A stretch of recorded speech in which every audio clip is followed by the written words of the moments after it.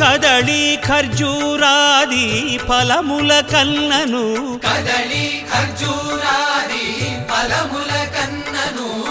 పతిత పావన నామమేమి రుచిరా ఎంతో రుచి ఎంతో రుచి ఎంతో రుచిరా